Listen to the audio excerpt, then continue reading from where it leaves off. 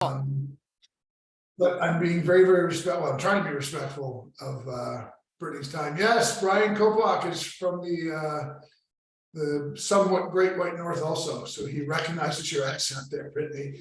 All right, everyone, this is Brittany. She's awesome. You're gonna love her. And I swear, Brittany, I could not remember for the life of me if you and I met in Genius or in Consumer Health Summit or both. Do you remember? We met in Genius. Okay. Yeah. Yep. And then it's been a couple of years since I've seen you. Yes. But then we ended up at Steve Sims' mastermind together in Hollywood a few weeks ago. Yeah. Yeah. Which was awesome. Super It fun. was. And you tried to slip out and leave on Sunday without hugging me goodbye. And that really pissed me off. I'm just saying well, I mean, we at least made the connection from there. We hugged it out. I think we're past it. I mean, but based on that comment, I don't know if we're totally past it yet. I'm past it, but it's an indication of why Chris Mattice is so pissed at you, because he knows the story of you not hugging me. So that's basically it. But no, I even told folks leading up in anticipation of this call that I've known you for some time, and I've always found you so very, very impressive for a number of reasons. You've got the sweet Midwestern thing, which is like you're so likable and you're so affable.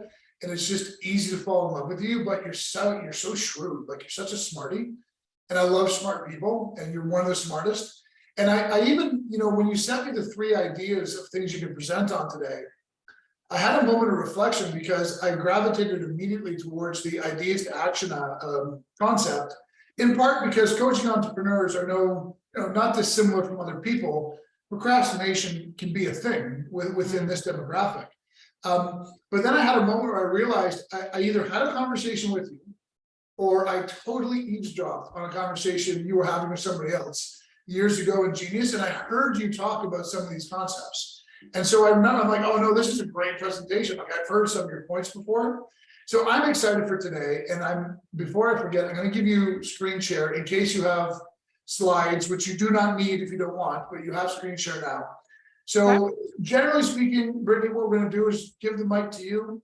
And are you cool if people ask questions along the way? Like, can we interrupt you at points in time? Or would you rather just get? Oh, yeah.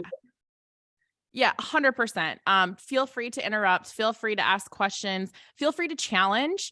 That's something that I really enjoy too, is that if there's a concept or something I bring up and you're like, actually, hey, I've seen this work even better. Please don't be shy. It's all good. See, that was the Midwestern thing I just told you guys about. She's got that affable thing. I love that. And speaking of interrupting and challenging, Chris Mattice is going to do it for sure. There's no question about it. But anyway. All right. Well, I got my Dukes up, right? I got my boxing gloves on. Dukes up. Who says that? I love it. Oh my God. Minnesota does. Yeah, I love it. God, I got my Dukes up. Okay, mic is yours. The slide presentation is available if you'd like it. And I'm just going to sit back and enjoy this. Cool. Well, I am so grateful to be with everybody today. This is a fun topic, and Brian's right. I've done some 10-minute talks at Genius Network on a couple of these different concepts. So I'm really excited to share today. So what I'm going to do is I do have some slides prepared, but I'm going to keep this more conversational in nature. I think that will be most impactful. So give me just 2 seconds, and I am going to do one quick slide. This is a little blurry, so bear with me here. Let's do this. We're going to share. There we go. All right. You can see my screen. Can I get some head nods? Make sure everybody sees what you're looking at here. Yes, ma'am.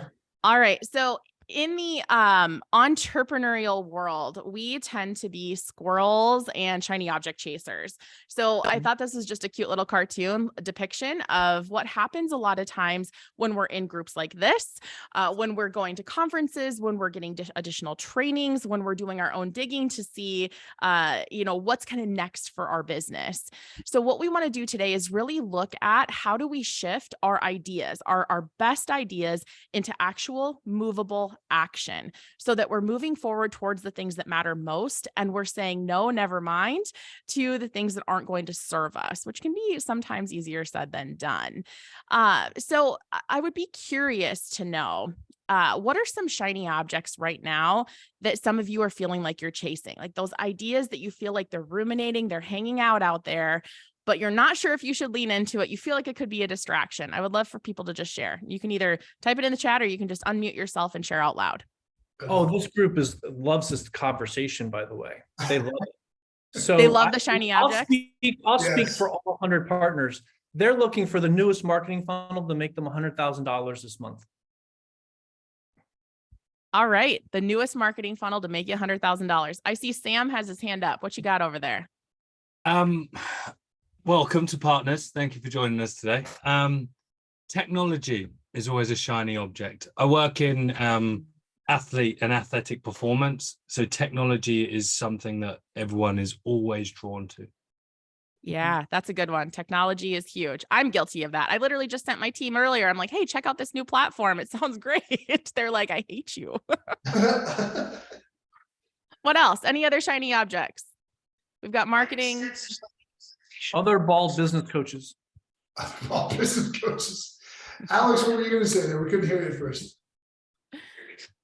Scientist and vice president of the scientific division of biomoral super charts. I don't know if Alex is trying to talk.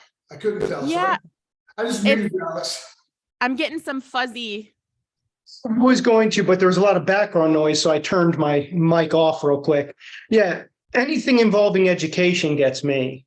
I'm a sucker for anything saying, learn this new anything. Yeah, I love that one. And Caitlin Kerfman just added that in the chat as well for their educational certifications. Coaching entrepreneurs. Brittany, if you're not familiar, coaching entrepreneurs are the most educated people on the planet. They have all the certifications, all of them. Hands down, hands down. Yeah, somebody just said books too. Yeah. I think it was Joe. Was that you? Yeah. Book. I wish I could show you guys. Like, I'm like surrounded by books in my home, in my office. I mean, it's crazy. So these are all, excuse me. I also have a Minnesota cold. So there you go. Books, podcasts, videos. Yeah, these are all great examples. And I wanted to share a story with from a gentleman I actually talked to recently. His name's Gene. And he was or is a coach. He comes into your business as the interim COO. He's kind of he's an interesting gentleman. I'll just say this. He has some really different, unique ideas when it comes to the structure of your business. So he actually came in as an interim COO for a gentleman that I believe, Brian, you would know. You know Mike Koenigs. I do, yeah. Yeah. Yep. So Mike is somebody that I've known through, I think Genius was initially and multiple other masterminds because we're all a bunch of idea chasers. So I thought this was interesting. So Gene came in, Mike got cancer a while back, and he really needed to step away from running his business. So this Gene came in as the interim COO, turned out to be about an 18-month period. His top line revenue decreased by 20%. Okay. So while Mike was away, the shining face, the sales guy, the marketing genius, decreased by 20%. His net profitability increased by 72%. There you go. So think about this. And I asked him, we actually were in a conversation just yesterday. I asked him and I said, okay, well, Gene, what did you do? Like what happened there? And he said, there was one simple answer.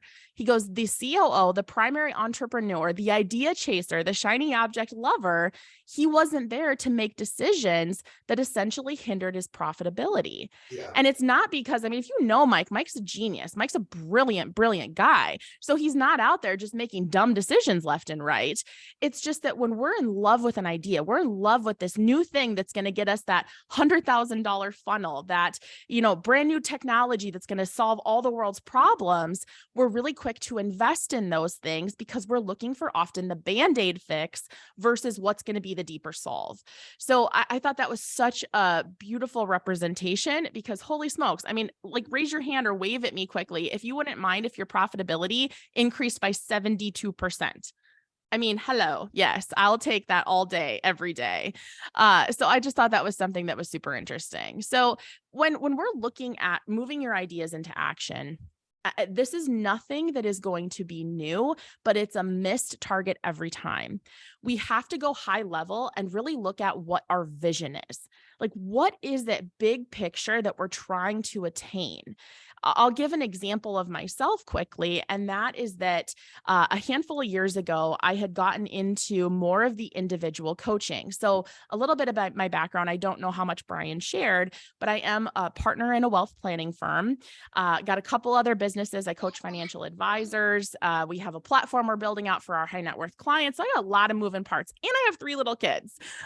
So a lot of moving parts in my life. And I had gotten into coaching. We work with a ton of business owners. So I was doing these one-on-one gigs, and I remember it clear as day. It was a Friday night. I had been grinding until like 3 o'clock in the morning, working on with a couple clients or on a couple items for clients that I was working with. And I sat back and I was like, what the hell am I doing? What am I doing right now? I had completely lost sight of what my true north was in trying to create more space, more quiet around me so I could spend more time with my kids, not grinding until 3, 4 o'clock in the morning when I have to be up at 6:30 because my kids are up and they're ready to play with mom.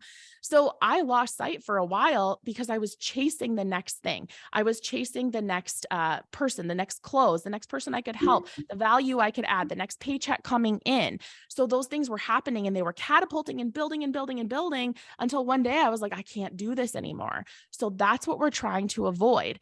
I had a lot of great ideas at the time on how to build my coaching business and how to support and serve people. But the problem was it was working in opposite of the congruency that I was trying to create in my life by actually scaling back, doing less for more. So I'm sure that if, again, I were to do a little wave of hands here, that each of you could resonate with some period in your life where maybe, the money component was great, but your life felt totally out of whack. Or your relationship suffered, or, you're sitting back and you're going, I don't even know how I got to this point. So those are some of the things to think about here. So when we're moving our ideas into action, I'm going to actually do this little share quick. And I'm sorry, I'm going to pop in and out of it so you guys don't have to just sit and watch a slideshow the whole entire time, because that's no fun. 2 seconds here. So you'll also find that I am, by absolute far, full definition, a total quote junkie. So I am sorry, I got to share this, but I think it's so valuable. So Roy Disney, if you don't know who Roy Disney is, he was the brother of Walt. He's the guy that not many people talked about, but he says it's not hard to make decisions when you know what your values are. So when we're looking at this layer stack of ideas into action, we first have to go down to the foundation of what are our values? What are the things that make us feel in complete congruency with ourselves? So at this point in time, I would love for you to drop in the chat or just shout it out loud. What are, and it looks like Nikki, is that a raised hand or a high five? Feel free to share, but I would love for you to share what are your, what are some of the values? What are some of the things that you've laid for the foundation of your life that help you actually make really informed, really positive, really powerful decisions? Oh, I see this. BG only brings on people who agree with him. That's funny. You're preaching my language right now, Brittany. This is brilliant. Awesome. So yeah, don't be shy. Some of the values: free will, growth, humility, honesty, empowerment, relationships over rightness. Ooh, that's good. Relationships over rightness, creation, people over process. I love that. What else? What are some of the value foundations that you've got? I think it's supposed to be self first and living in possibility. Ooh, I love the living in possibility. That's so good. Possibility is actually one of our theme words in our wealth planning firm. We talk about that all the time. What else? I want a couple more. I love how you're controlling this, Brittany. Keep going. Yes, who wants more, people? Go, come on. What else? What are a couple other values? I want to see. We've got a few people that have shared. I know there's not shy people in this group. Non-judgment. Ooh. Greatness. Your gift is inside of you. Your faith. I love it. Safe space. So those are all great. So when you're looking at some of those foundations, the next question I have for you is, how are those showing up in your business? Do you feel like you're carrying your personal values, those core values for your life, into your business and having them help you make decisions? So I would love to see, is it yes? Is it no? You can give some context. Ooh, I wasn't. All right, Luke, can you come on? Tell me what you mean by that. You weren't before. What does that mean now? So I literally made this website, and on my website, it's like, hey, live in possibility, right? I also have a Saskatchewan cold out on the West Coast. Anyway, that's why it sounds funny. It's everywhere. So I did some deep digging in myself, and I had like this thing that I pushed deep down. I really want this thing. And I was like, oh, you can't have that. And so I just noticed this limiting belief. And so I stepped into it literally like this week. I've been sharing with it, reaching out to podcasts and people in my network to share this story. So I want to play on stage with the Dave Matthews Band, which is the best band in the world. So that is me stepping into the thing. So I've titled the journey "The Impossible Dream?" because I'm leaving space for possibility. So that's what I mean. I wasn't doing that. And I'm doing that, and I just feel fantastic. Like, I'm excited to get up in the morning. I'm like, this is what I'm gonna do. So all my business tasks haven't changed, but my messaging, like what I'm talking about, just like it's just like, well, that's what I'm gonna talk about. I don't know. I'm kind of I done. love that. No, I think that's great. And I think when you're talking about, giving space for possibility, if possibility is that theme for your life and that underlying drive, giving space for that and being able to actually allow for that is huge. Again, I can so relate to what you're saying, Luke, because in my own life, I'm looking at, showing up as the best me as I can, right? Like, I want to be a great mom. I want to be a great wife. I want to be a great friend. I want to be a great boss, all those great things. But if I'm pouring, again, it's the old adage, pouring from an empty cup, it doesn't do a whole lot there. So I love that. So how about, is anybody brave enough to share how they're not living in congruency to their values in their business currently? I'd love to know if anyone's going to talk about that. Nobody. Everybody, actually. I'm playing small. I was like, what was that? I'm playing life small, and I know there's greatness inside of me, and I'm playing mediocre. And what I teach is going from mediocre to mastery, good to great, and I'm just kind of good, maybe gooder-ish. That's about it. So what's that old adage that the person we're best set to serve is who we used to be? Right. So Yep. a lot of times, I mean, there's the conversations out there that entrepreneurs are constantly creating solutions to problems that we have ourselves. So it's interesting, Calvin, that you're telling me, you're not playing full in, like you're not really leaning into who you are put or why you're put on this planet, who you're meant to be.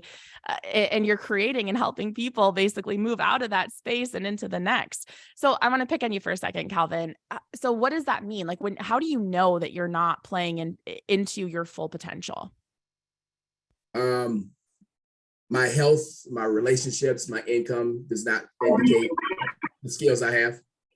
That kind of shows that. Okay, so what are some of the choices that you're making that are keeping you out of congruency? Right now, relationship stuff is difficult and is being worked on. Let's just say that. That's number one. Is getting free to be all of me. That's so good. And I appreciate your honesty and sharing, Calvin, because it can be a little bit scary to put yourself out there where you're like, yeah, I coach people, but I also feel like I'm not really, being who I should be and showing up in the way that I should. So it's amazing. And I shared this with Brian ahead of time. I've done talks on, dealing with toxic people. And I'm not saying that's what's going on because I don't know Calvin. I don't want to make an assumption, but how much relational or, conflicting relationships, whether it be personal, it's in your professional life, wherever it is, can definitely throw you off track and hinder your own personal growth. I would argue that's probably one of the biggest influencers is, what you're putting around yourself, who you're surrounding yourself with, et cetera, and so forth. Margaret, you raised your hand. I'm going to play off of Calvin's. That's the same issue I have. And what I'm trying to work through personally is we're so culturally conditioned to leave things behind by calling it bad. And I'm really trying to figure out, how do I leave something behind without actually judging it as bad? Like just saying, no, it's okay. It was good for that season. Because I loved how you described, we're basically stepping into new versions of ourselves. So the people we're trying to work with or are working with are the old us. So it really is in our best interest not to judge it as bad. And yet that is naturally what we do. It's how we distance ourselves. It's how we often choose to move forward. And so that's kind of where I am right now, is trying to figure that piece of it out, like really in my heart, loving every part of who I was and who they are, but still wanting to move forward. So Mm. that's kind of where I am. Margaret, that's another really brave share. And I love that. I could geek out on this topic, and I swear I'm going to try to stay focused because I do have a few key points today. But, I think what you bring up is so relevant for everybody, where, we have things that happen in our life, and I'll just give context. I speak from my own experience. Squirrel. Yep. Thanks, Joe. Thanks for the call out. It is a squirrel. Speaking from my own experience here. So I was married and divorced before I met my now husband. And it was an extremely toxic relationship. Dealt with a lot of verbal abuse, dealt with narcissistic behaviors. It was just really rough. And for a while there, I was angry, and it wasn't even at him. It was at the fact that I allowed myself to become the person that I was when I was in that. And I had to step away, and it took time. I mean, I'd be lying to each and every one of you here if I said that, oh, it was just a magical, moment in time where I said, oh, the switch just flipped and everything's good. I had to really look at it and say, how did that time period in my life serve me? And for me, I said, okay, well, it taught me who I never want to be again. It taught me what I will and will not allow in my life ever again. And it taught me that I am capable of so much more. So back to Calvin's point too, I mean, that was really stinking hard. It was one of the hardest things. And I could go through and give you multiple context examples, but the best advice that I can give there from my own true experience is finding ways that those tough, crappy periods served you and helped you become who you are today, because you wouldn't be who you are today if you hadn't gone through those things. So, Margaret, that was truly brave. I love that you shared that. Thank you for putting that out there.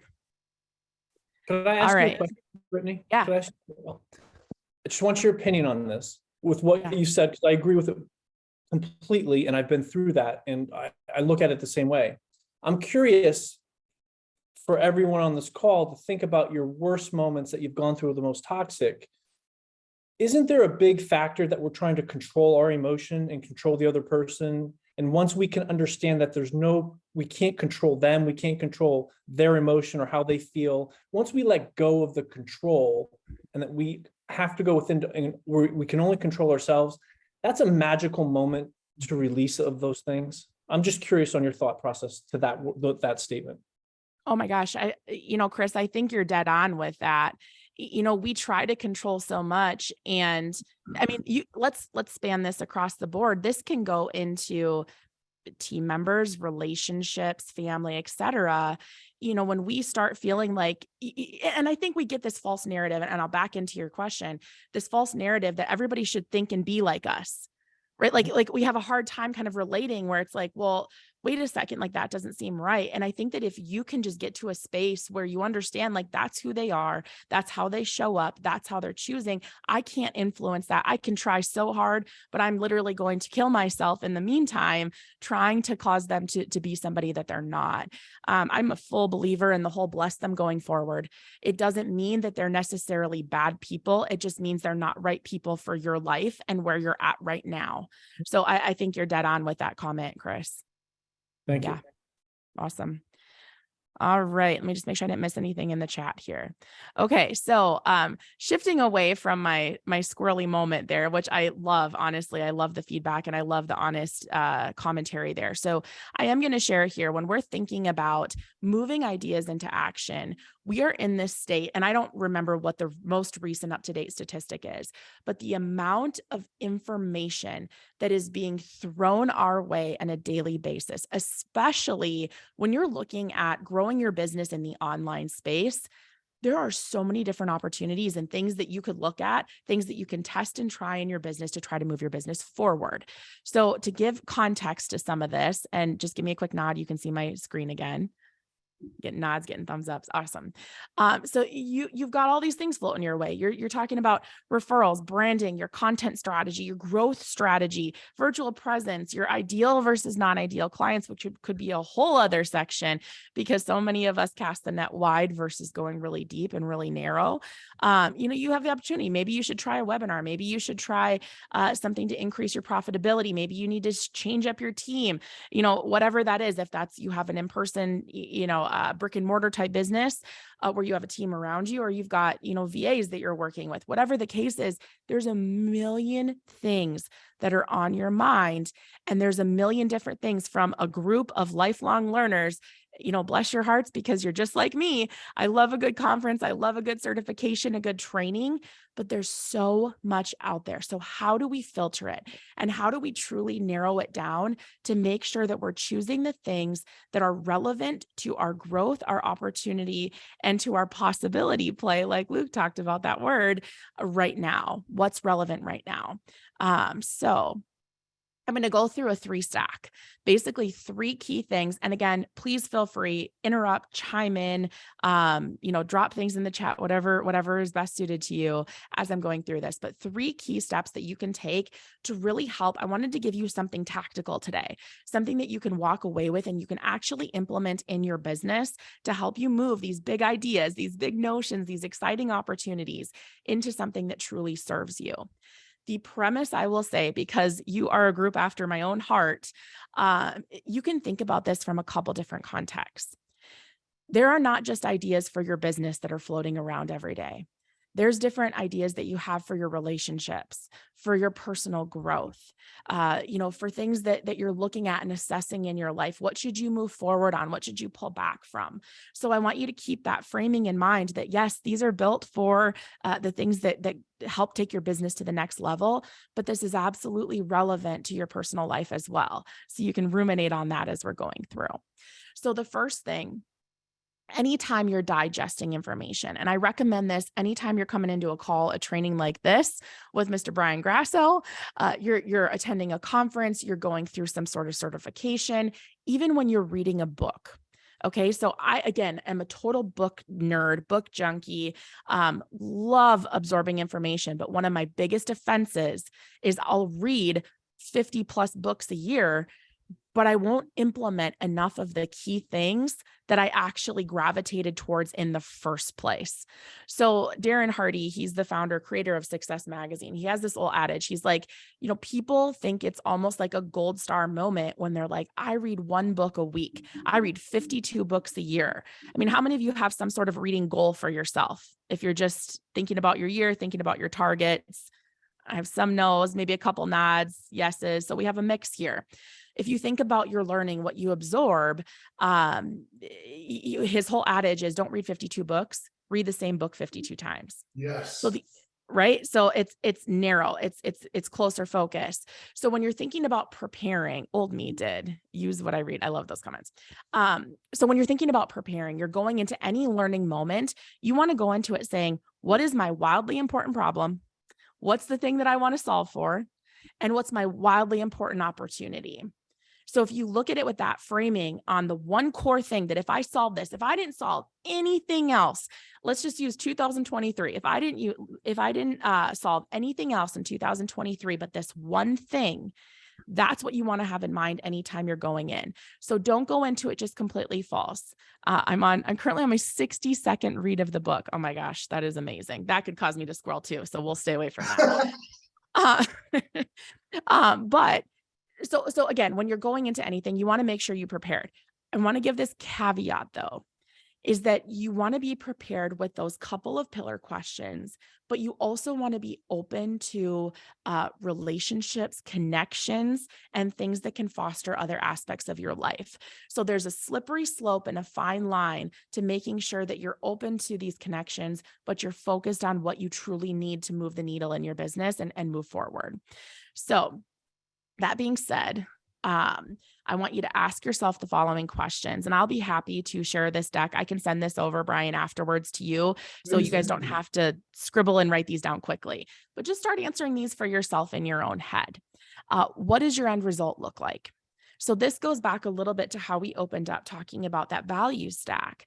So if you're sitting there going, all right, when I think about what I want to achieve in my business, when I think about my next level growth, when I think about, what will happen when, that's the kind of framing that you want to start putting in your mind. This is a Dan Sullivanism. I don't know if you guys are familiar with Dan Sullivan, creator of the Strategic Coach. I feel like in the entrepreneurial world, everybody quotes Dan Sullivan. So I'm going to be that, what do they call it? Not extra, but original. I don't know, whatever. That basic chick, the basic entrepreneurial chick right now, quoting Dan. If I were sitting here 3 years from today, reflecting back over the last 3 years, what has to have happened to make me feel good about my progress? That's a big question. It's a lot of moving parts, but I think it's a really important one for us to answer for ourselves. If we can't answer this, if we can't have some sort of track to move towards, it's really hard to filter the ideas and decide what to actually move forward on, because there are very few bad ideas out there. You know, if nothing else, there's a plethora of wonderful ideas and wonderful people who can help us make great strides. But if we're not moving towards that deeper, bigger picture, that can cause a problem. Another great resource that we have shared with our advisor community, for example, is the book Vivid Vision by Cameron Herold. Brian, I'm sure you know Cameron. Yeah, he's been on Partners before. Oh, sweet. Awesome. So everybody knows Cameron then. So Cameron, he's brilliant. I mean, he's got a really great concept. He's worked closely with a gal named Jen Hootie to actually help people, help businesses write out their vivid vision in a moving way, and one that actually helps you to buy into your own stuff, if that makes sense. So another great resource, if you haven't read that, that's a really, really good read. It's quick one, easy. My favorite Dan quote is his definition of capitalism. Joe, share it. Come on. I can't remember what that is. Oh, dang. It's so it's- favorite of mine. I can't remember it right now. Like, I love Right. it. I just Well, can't it's the remember. right, I'm it's sorry, I the put right you on the words, spot. right? It's a group of strangers that are connecting further for good, basically, like an ever growing, increasing group of strangers for greater cooperation. Yeah, I love Something it. along those lines. I'm like, it's not quite there, but I totally know where what you're talking about there. Yeah, Dan's got so many brilliant Danisms. He's brilliant too. So the next question I want you to ask yourself: does this new idea or initiative move me towards my ideal future vision? All right, so that kind of ties back into that end result. It ties into what Dan's saying. So is this truly going to get you where you want to go? This is another good example. You know, actually, I think this was actually from the meeting that Brian and I were just at a few weeks ago, but they were talking about how a gentleman approached a guy who's got this marketing company, Steve Sims. So approached Steve and he's like, I need to get up to 1 million followers. And he's like, whoa, like, why do you need 1 million followers? Like, what's the target here? Like, what are you shooting for? Well, I need to get new clients. He's like, great. How many new clients can you take on? Well, I could probably take on like 12. And he's like, whoa, like where'd the math come from? Well, as they drove deeper, they actually could only physically take on 3 new clients at the time. Yeah. So a lot of times people get hung up in that comparison mode of, wow, that person over there must be killing it because they have 1 million followers. That person over here must be killing it because, you know, they're showing up on TikTok every other day or every single day, multiple times a day, producing great content. That's killer. You know, where am I falling short? When in reality, if you end up chasing some, you know, $1 million following, but your end target is to have just a few core, really close-knit client relationships, that's going to bring you off course. So you could invest a lot of time, money, and energy chasing some big proverbial target that actually doesn't fit in and align with what you're trying to truly accomplish. So that clear vision is so important. And that goes back to that vivid vision from Cameron. So this is another one. Let me just check the chat real quick. Get the tat, Joe. All right. What is that? I got to know that now. I'm sorry, I'm squirreling again, but what tat are we talking about? I'm sorry, I was talking about the quote that. Oh, yeah. So Joe gets And you it know what? next He could close it out with or something like that. time. Just all across his chest or something. I advocate for that. I like it.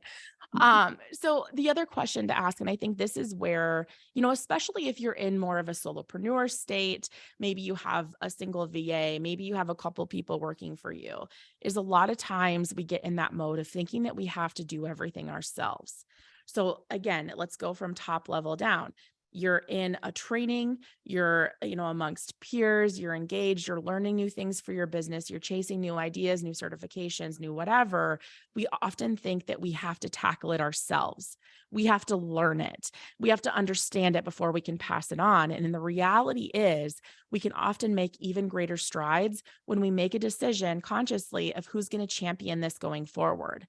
That can help you make a decision for a new vendor you need in your life, a new partner, a new VA, a new team member, full-on hire. So this is something that we've added to a lot of our own, like what we're truly doing within our firm is saying, okay, instead of saying, what do we need solved, or what's this most important or wildly important problem, wildly important opportunity, at the same time, in conjunction with it, we're saying, who's actually going to spearhead this? Because chances are it's not going to be me. I'll be the first to say I'm a terrible project manager, like hands down the worst. I love the ideation. I love helping things along. I love getting pulled into different moments throughout the process. But for me to manage it, I am not your girl. I am not great at that. And that's something that I know and that I own. As somebody said, me too. Yeah, I love it. Oh, that's CG. I suck at it, Brittany. I'm worse than you, guaranteed. Oh my gosh. I don't know. We could have like a strict or straight up competition on this because it's bad. No, and that's normal for entrepreneurs. So just keeping that in mind as you have things coming to you, as you're working through and deciding what's priority, what's important, find somebody that can champion it and can be that person for you. This is another question that ties in conjunction. Excuse me. Who else needs to be involved and or to provide input? So just along the lines of that who concept, you guys get it. It's just making sure that we're thinking outside the box in that way. Another great resource. Brian, have you ever had Ben Hardy speak to your group before? I have, as a matter of fact, yes. So Ben's amazing. Ben has done a ton of presentations for our different groups as well. And I love his book, Who Not How. To give a little background and actually just maybe a quick wave of hands. Who's read that book before? The Who Not How. I see a couple of you, and then some shaking heads. No, that is one, again, true book junkie nature, as people are just like, oh, I need to read less. I'm like, get this book. So Who Not How by Ben Hardy and Dan Sullivan. It actually was the notion that came from Dean Jackson, brilliant marketer. Basically Dean's whole premise is he's lazy. And he says that he's like, I don't want to have to make life hard. I want it to be really stinking easy. So his whole life is built around finding who's to take care of the things that he doesn't want to do. So it can go all the way from, hiring somebody to come clean your house to, taking care of your oil changes in your vehicle, all the way up to, running different aspects of your business. So that's a really good resource to have people, fully lean into this who, not how concept as a recovering control freak, somebody who thinks I need to do it all myself. This was a really good book and a really good read, something that's helped me make better decisions in my business. Excuse me. Spelling out your best and worst case scenarios. So this is a big one. I'm going to pause for 1 second. I am going to cough. Poor thing. Oh my goodness. And we push forward. There's snow on the ground. First snowfall of the season happened yesterday. So here we are. So at this point, when you're looking at kind of filtering, right? You're filtering ideas, you're making sure that you're only moving forward on the things that are going to get you the biggest progress. You want to spell out the best and worst case scenarios on if you do or do not take action. So for example, you have that brand new marketing funnel that's going to make you $100,000. If you take action on this new idea to move you towards that goal, towards that target, what's the best case scenario? If you don't take action on this new idea, what's the worst case scenario? Being able to really put yourself in check before just getting excited at the sexiness of a new idea, the sexiness of a new concept, and diving in head first. You really want to make sure that you're strategic with that. So the last question that you want to pose to yourself is WTF, and it's not what you might think, but it's what's the focus?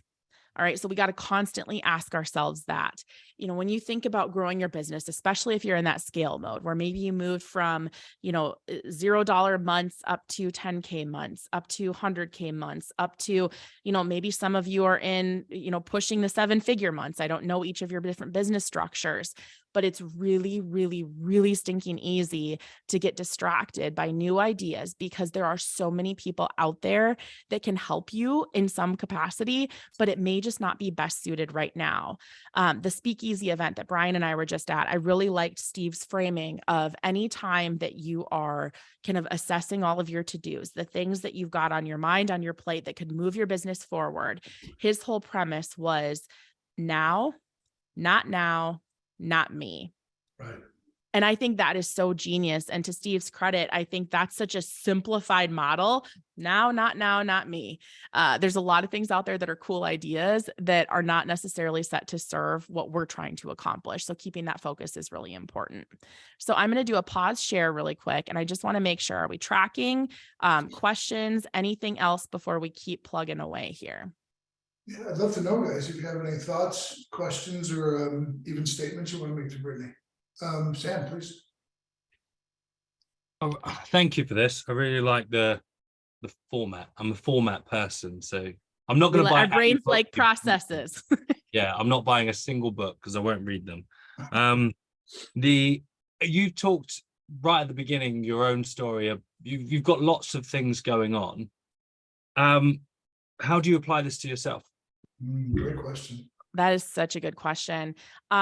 Quite transparently, I have got really great people in my life that are constantly willing to kind of regurgitate back to me the stuff that I preach. So I do use different models, and I'll show you, I have a visual of a funnel, and essentially that's the second point here. And this is something that I work on consciously, whether it's in my personal life or my professional life, quite frankly, is I'll sit there and go, okay, what are like the top 10 to 12 things that I've got on my radar right now that I really know that I'm really excited about, I'm really eager about, and then I start my filter from there. So I'll apply some of these concepts and say, okay, Brittany, what's your vision? What are you trying to accomplish? What are the 10 to 12 things that you've got on your radar right now? And then I go through a process of narrowing it down to the top 3 that I want to move forward on. And then I hone in on one. If and this is just for me, like this is my own particular method. If I'm tackling more than one really big project at a time, shit falls apart, quite frankly. I don't feel like I give enough of my effort myself into that. So that kind of is the next step in this, is making sure that you filter. That's the process that I truly use for myself. I am by no means perfect, but that's what I've been doing. That's a great question. Beautiful answer.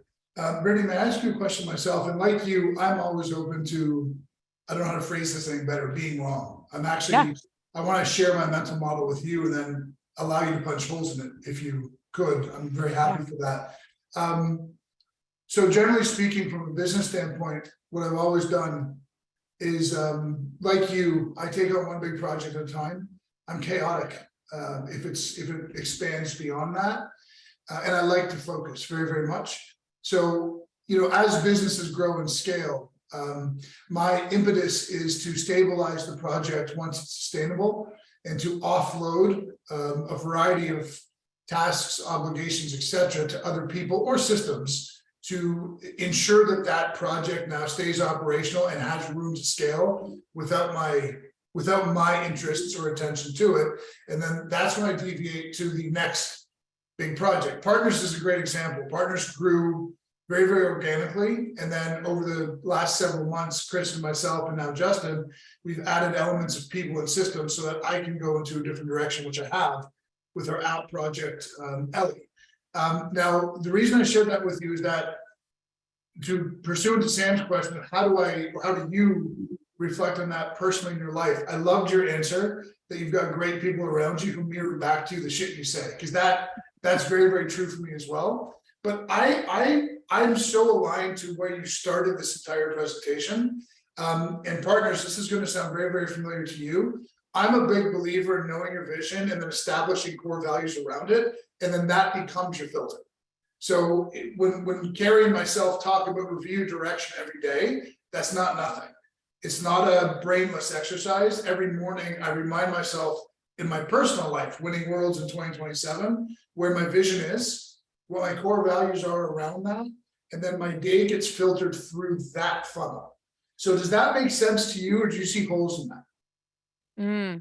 No, that makes complete sense to me, actually. The thing that I would say, and and maybe you're saying this, but I just want to get clarity. So I have a little bit of an unpopular opinion when it comes to values. I think that a lot of times people segment them out too much, where you have like core values for you as a person and what you're trying to accomplish personally. And then we have core values for our business over here. And in my opinion, I think that those are actually all one. So Brian, and I would guess that that's what you're saying here. I just want to make sure I'm regurgitating back correctly, that when you're doing that value stack around that vision, you know, you're making decisions in your business and your personal life that support kind of your true north, right? However you want to call it, it's your main focus for the time.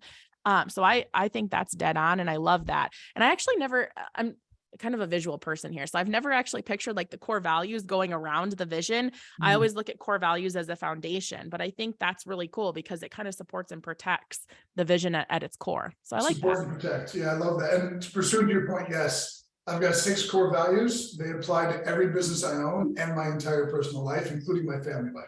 So I couldn't agree with you more. I don't believe in front-facing versus rear-facing values. Nope. Values need to prove the test of time across space, and that they should be selected on that premise is my belief. So thank you. That was beautiful. I love your feedback. And I want to add to that really quickly, Brian, too, because I think there's a lot of coaches out there that will tell you should have, you know, like front and backstage. I'm going to use your words. You have your values that you put out front for your business, and then you have your values for you. But here's the problem. And I've seen this happen time and time again, especially with entrepreneurs who have been in the game a while. What can happen is you start getting really excited because your business can be really gratifying. And for a lot of the type A entrepreneurs, your life's kind of like this with your business, right? But that's exciting for us. Whereas your personal life can kind of be like this in a really good way, right? Like you might have a really stable relationships with family, friends, kids, your wife, your husband, your whatever. And that excitement of the business can pull you. And if you have a separate set of values, it can pull you in a direction that just demolishes your personal life because of the excitement that can be attached to the business and the wins and that big funnel that hits and all those cool things. So that's a little bit of context. And that's like my why for not having separate values, because I want my life to be in total congruency, not big wins over here and mediocre over here. So I wanted to point that out. Beautiful. I want to go to Margaret, but let me just add, this is one of the reasons I invited Brittany on. She's a literal genius, and the depth of the philosophy that she just gave there is really worth sinking your teeth into. That wasn't superficial, you're going to get it in a book. Like that was really philosophically strong. And I loved it. And I agree with you on the congruency in my totality of existence. I also want to add the roller coaster of the entrepreneur. I always joke that it's chasing dopamine. We're always chasing dopamine as entrepreneurs. Yeah. Oh yeah. If you're not surrounded and protected by core values in your business and life that are harmonious, you end up transferring that dopamine chase into your personal life. And that's when shit can come off the rails really, really fast. So brilliant stuff, Brittany. Margaret, I'm sorry I kept you waiting, please. No, it's actually good. I've decided I'd rather listen to her and let her unpack what she wants to share than I want to ask a question. So I'm not going to ask it. Brittany, back to you, genius. Awesome. All right. Well, I want to hear what you have to say, Margaret, here in a minute. So I'm going to go through and just give a little high level here. Let me just do another screen share. All right. So again, visual person, a lot of us have visual brains around here where it just resonates more. So thinking about everything in a filter, and this is that second step, the second part of the 3 stack. So making sure that you're crystal clear on what those kind of top 10, and I like 10 just because our brain ruminates with it. But what's your top 10? What's those big things in life? And you can choose to do this how you please. I like to do this, like when I do this practice, I like to do it as a holistic approach. So I'm sitting here funneling and making note of all the things going on in my life, be it personal or professional. Then what the difference is between, and I like this little good to great, right? We've all read, heard the concepts, whatever, but what moves the really good people, what separates, I should say, the really good people from the great at making strides and focusing and putting our attention where it needs to be, is the whole concept of narrowing our focus and making sure that these ideas don't overpower what that end goal or end vision is. So that's where we look at narrowing it down into the top 3 things that you can focus on. Now, for me, I like to kind of live life in 3s a little bit here. So I like to have my top 3 that's going to move my life, my business, everything as a whole. And I like to break it down into 90-day segments. So the gentleman who asked earlier, I think it was Sam, about things that I actually put into play here is I live my life in 90-day increments. That just works for me. It helps me feel like I'm actually getting traction. Plus, if I do not give myself deadlines, I will literally procrastinate until I'm blue in the face. It's my own honest analysis of myself, but I know if I don't have that hard deadline, that can make it really hard for me to focus in the right way. So from there, if we could go back to like, what was it? Business 101 when we were in college or high school classes and we had these SMART goals we had to make. It's amazing. Like this goes back. I think this is actually another Dan Sullivanism, talking about how it works so well that we stop doing it. That is 100% true. And a lot of the different aspects, business owners, entrepreneurs that we've seen put these different things into place is they forget about the filter. And you can say it's SMAC approved. There's like the SMAC, there's the SMART, whatever you want to say. But when you're looking at truly taking on a new objective for your business, you want to make sure that these particular keys are met. Is it specific? Is it measurable? Is it attainable? Is it relevant? And is it time bound? Right? Those are the things that you want to make sure that you're doing a self-gut check on. Because again, like if you're anything like me, the squirrely shining object chaser, I'll get really, really excited about a concept, about an idea, about something in my business, but I won't put it through the filter and it'll fall apart midway because it wasn't something that was actually relevant.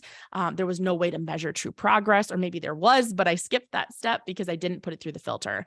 So again, this is a little bit of the 101, but it's an important aspect that I think we need to focus our attention on.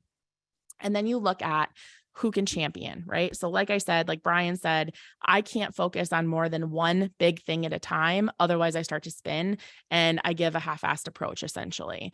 So what I look at from here is on those top 3, and again, this is more of your tactical, the top 3 things that you want to move forward in your business, who can actually champion those to move them forward, to get that momentum, to get that progress. Maybe you're somebody who is great at getting things off the ground, but like Brian said, and to his point, I think a lot of us are like this, that you get to a point where it needs to have the pass off. It's like the baton race, where you're basically passing the baton to the next person to carry it even further beyond maybe what your immediate capabilities are or beyond where your strengths are. So that's a really important component of this too. And again, I just want to pull back the who versus how. That's a super important concept. Procrastination, that's just that glaring word, making sure that we're avoiding that. And a lot of it can be avoided through the who versus how focus. So let me just do a stop share really quick because I see there's a few things in the chat. Did you have a moment of holy shit, I'm not congruent, then a transition into congruency and the ripple in your life and business? Ooh. That's a really good and really loaded question. I'm going to come back to it just a second. My other half, Brian, is our hard cut off at 11? I just want to respect everybody's time. If people can drop off if they need to, but if you want to go past that, Brittany, it's perfectly fine by me. Okay, awesome. So I promise I won't make this go out long, but just to make sure I can answer questions here. My other half is a school teacher, so I live my life by that calendar. It makes a massive difference to focus the quadrants. Yeah. Okay. Did I have a moment of holy shit, I'm not congruent, then a transition into congruency and the ripple in your life and business? Yes, I have had multiple moments of that. You know, the thing that I will say that's beautiful about small children is they will put your butt in check so fast that you're like, all right, well, I just got hit by a semi truck there. So Luke, to your question, you know, there's been times where I have definitely fallen out of whack. You know, one of my whole premises and the reason that I pursue everything that I pursue is because I want to create a level of freedom for my family and my next generation, my children, that I didn't have. You know, right. I didn't live in my car or anything. Like we talk about, so many people talk about these stories of living in your car. I didn't have that moment. But what I did have is I had a separated household. I had a dad who had a compulsive lying problem, a dad who stole from myself, stole my identity, stole money from friends and family, and it was really rough. And then he passed away, and I got into a massive negative mindset through that whole entire thing that was completely out of congruency. So there's been many, many different times in my life, but the biggest thing I will say is if I go too deep into my work, if I am distracted, if my phone is glued to me, those are all things that are completely out of congruency because I can become obsessive with my business sometimes. My children are the first ones to be like, oh, weird, on your phone again. Oh, weird, got your laptop up. So it's kind of amazing at how those mini little checks will absolutely bring me back. And I could go deeper on some of the bigger stories, just with that whole thing with, coming over the trauma with my dad and all of those things. That was definitely a big gut check. But there are those little moments in life where I have enough people around me again to kind of reel me back in when I'm totally out of congruency with who I say that I'm trying to be. All right, let's see here. Let me just make sure. Give me 2 seconds. Okay. So I do want to drive this point home. And this is actually from where I first met Mr. Grasso. So I'm going to share this concept here. And this is the third of that 3-point stack. Anytime you are looking at making big decisions for your business, this is the filter that I put it through. And this is credited to Mr. Joe Polish, creator of Genius Network. And he has a concept called ELF versus half. So what that means is whenever you're looking at implementing anything into your business, into your life as a whole, is it easy, lucrative, and fun? Or on the flip side, is it hard, annoying, lame, and frustrating? So this is a really great check. This is a filter that I actually use in many different aspects of my life. And for a while, talk about out of congruency, I really sucked at this because I could come up with a reason that everything was ELF. Like I'm naturally a positive person, an optimistic person. So I'm like, everything is going to be easy, lucrative, and fun. And it's like, in reality, Brittany, that is so far from the truth. So this is that final point where you've got your narrowed focus. You've got those few things that you're looking at to implement and move into action for your business, to do this analysis to say, what am I looking at? And it's not to say like business can be hard sometimes. It's not putting your head in the sand and saying that, everything should come easy, everything should be super lucrative, but there are definitely things that you can do, people you can put in place, batons that can be passed to make sure that it is ELF as it comes into your business and as you're set to move forward.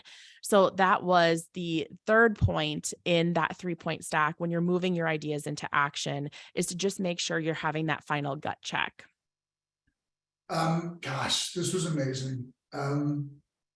I have so many things I want to say, but I won't. I'll say this: vision, values, likely your ideal client is your old self, taking life and business in 90-day segments, and who you are being vastly more important than how you're going to accomplish something. This was an exercise in, you just taught everything I teach in such a beautiful, elegant way. It was just beautiful. I didn't realize how harmonious you and I were, but we are. It's unbelievable how much there was congruency in what you say, what I say. I just love the way you said it. It's so interesting for me because you've always been that very, very affable, incredibly lovable person in the crowd. And I've always known how brilliant you were because I eavesdrop on shit you say.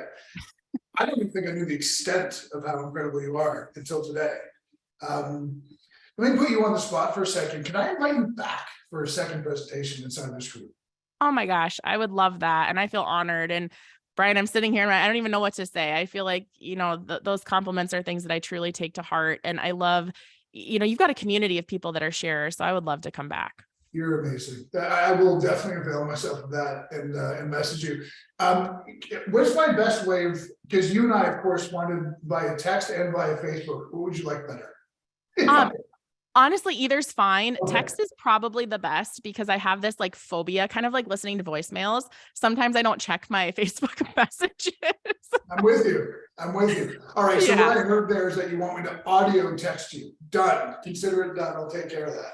There you go. No, text is perfect. And honestly, if any of you have questions on anything, you can connect with me on Facebook. You connect with me on LinkedIn. It's just Brittany Anderson. I have like the easiest name known to humankind. I would love to be able to answer any further questions. And can I comment one more thing? I just like my heart can't leave this one alone because Ashley did a really big share in the group and I have to comment on this. So she's talking about, loving her business, but she's home with the kids. the mom guilt that she's feeling. And I think that, mom guilt, I have to touch on this. So mom guilt is glamorized in our society today. And I think parent guilt. So this can apply to dads, because I know some really cool hands-on dads that are killing it with the kids too. My husband is one of those. I think we need to try to figure out a way to move past the glorification of mom guilt and to allow us to be that human being that is leaning into both worlds. And I know it's easier said than done. And I know guilt can come into play in a lot of things. It can be with relationships. It's not just with kids, but I think that's one, Ashley, I so appreciate you sharing that. We just have to figure out a way to kind of relinquish that guilt and lean into the possibility that is, knowing that, and depending upon your faith, but knowing that God put us here for a reason and a purpose. And that purpose is for you to lean into your full potential as both a mom and as a professional. So I had to touch on that one because she did give a vulnerable share and I wanted to honor that. And the only thing I'll add is what Brittany already said. I'm picking up the torch for all the dads. Talk about glorification. Mom guilt gets played a lot. Nobody talks about dad guilt, and they should. Because as a dad of 2 teenagers who have, both of them are engaged, so technically I have 4 kids.